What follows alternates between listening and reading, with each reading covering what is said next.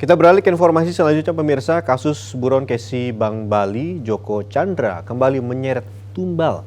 Mantan Kakorwas PPNS Polri Brigjen Pol Prasetyo Utomo ditetapkan sebagai tersangka dalam kasus pembuatan dan pemalsuan surat jalan untuk buron Joko Chandra.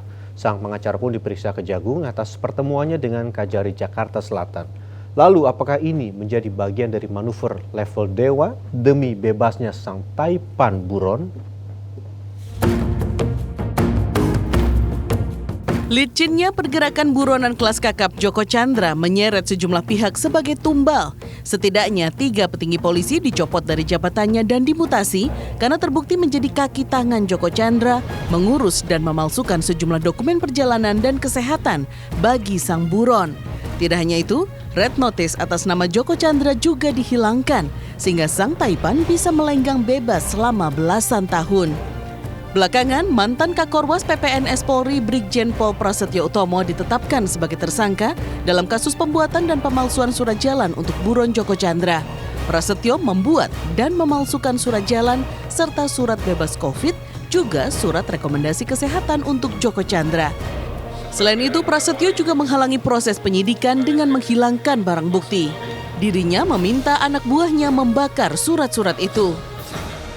Telah menghalang-halangi dengan menghancurkan dan menghilangkan sebagian barang bukti.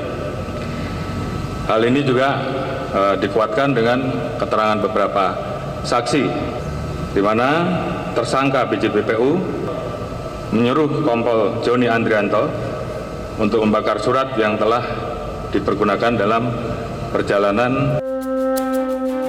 Selain Prasetyo Utomo, kemelut kasus Joko Chandra juga menyeret Irjen Pol Napoleon Bonaparte dan Brigadir Jenderal Nugroho Slamet Widodo yang dimutasi dari jabatan sebelumnya karena menghapus red notice Joko Chandra dari Interpol. Sementara pengacara Joko Chandra Anita Kolopaking juga mengakui telah bertemu dengan Kepala Kejaksaan Negeri Jakarta Selatan, Anang Supriyatna, untuk membahas persidangan kliennya. Hal itu disampaikan usai Anita menjalani pemeriksaan oleh Jaksa Agung Muda Pengawas Kejaksaan Agung terkait video pertemuan dengan Kajari Jakarta Selatan. Namun Anita membantah pertemuan ini dilakukan untuk memuluskan PK buronan kasus Kesi Bank Bali. Pak Nanang ketemu nama Pak Nanang nggak apa-apa, itu kan teman, maksudnya Pak Nanang itu adalah mitra. Beliau adalah jaksa, saya adalah profesi sebagai advokat. Pertemuan kami buat kami hal-hal yang biasa. Saya menanyakan soal jadwal persidangan. Jadi tidak ada yang diberitakan lobby itu apa? Kalau saya bertanya kepada jaksa itu hal yang wajar ya, dan itu semua sudah ditanyakan. Pertemuan Kajari Jakarta Selatan dengan seseorang atau beberapa orang di dalam ruangan itu yang diduga pengacara dari terpidana Joko Sugiarto Chandra. Tentunya kami belum bisa menyampaikan. Nantinya kesimpulan itu mudah-mudahan dalam waktu yang tidak terlalu lama bisa kami sampaikan ke teman-teman media semua.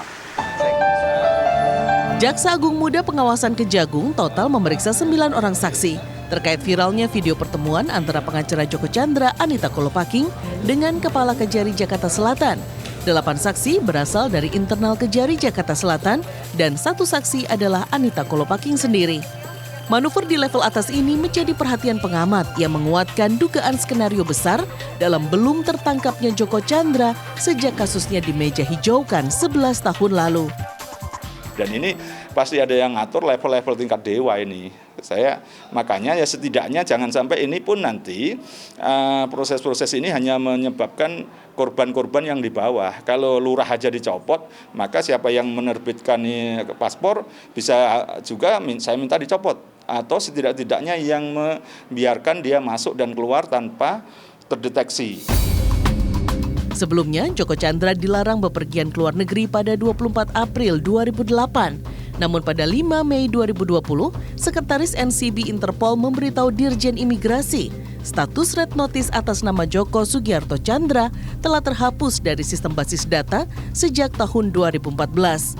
Kini, Joko Chandra pun kembali menyandang status salah satu daftar teratas pencarian orang di tanah air atas kasus Kesi Bank Bali 11 tahun yang lalu. Tim Liputan Trans 7.